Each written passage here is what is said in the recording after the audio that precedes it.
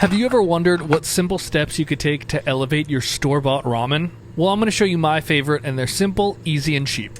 So obviously, the first thing you're going to need is some ramen. Store-bought, if you can find an Asian grocery store, those are the best, but this is the one I've been using. You could also find this top ramen at almost any grocery store on earth. The reason I like this one is because it has these little wontons in them. They're not fantastic, but they just add a little extra twist to it. But almost all of these packs will include dehydrated veggies. Throw that away, but we will use the seasoning. It has some great flavors. Usually, it's just very salty, so we'll try to cut down on that.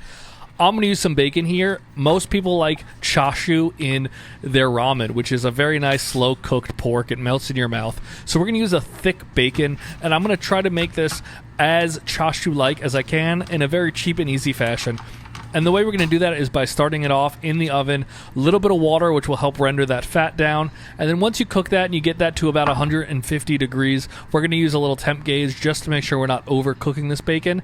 But we're going to empty out any remaining water. And what I'm going to do is I'm going to paint this with a little bit of soy sauce.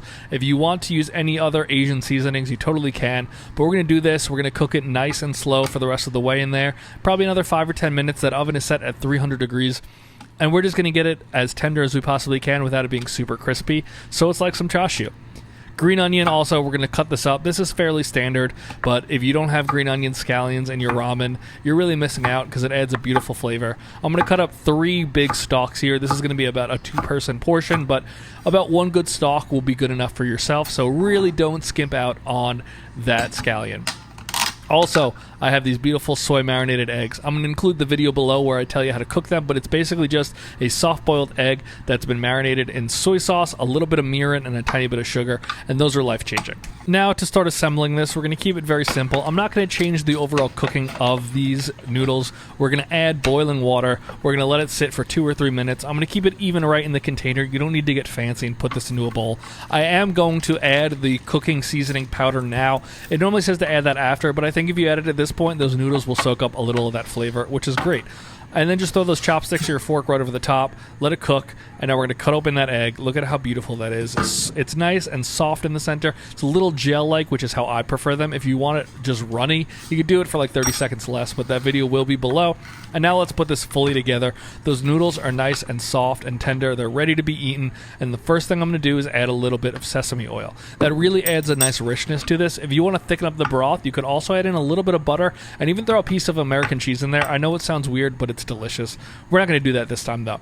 Here's that chashu bacon that I made. I'm just going to throw that in. All I did was cut it into smaller size pieces. That just came out of the oven with the soy sauce. And now we're going to throw in the egg. We're going to throw in those scallions. That's basically everything you need to do right there to really enhance this 100%. But I'm also going to add a little bit of a chili crisp. This is hot oil with a little bit of garlic and onion in it. If you don't have that, definitely get it. It's going to really enhance this dish. It'll cut through the kind of fattiness of the broth. And look at that. That's absolutely fantastic. That is, I know I joked in the title 3 Michelin star. I know it's not, but you're taking something that is $3 cheap and turning it into something absolutely delicious. Let me know down below how you like to elevate yours, but give these tricks a try.